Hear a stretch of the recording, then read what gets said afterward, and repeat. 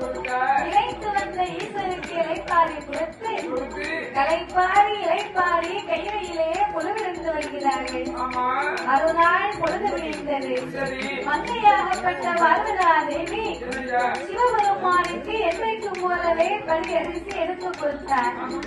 என்றைக்கும் போலவே பலி அரிசி எடுத்து கொடுக்க ஆண்டவனும் வழியிழந்து முடிக்க வேண்டும் என்று கைலாசத்தை விட்டு புறப்பட்டு வரக்கூடிய நேரம் பார்வதி நினைக்கா என்னைக்குமே இந்த ஆண்டவே பலியிழக்க போறாரு வாராரு, நம்மளும் பலி அரிசி எடுத்து கொடுத்தோம்.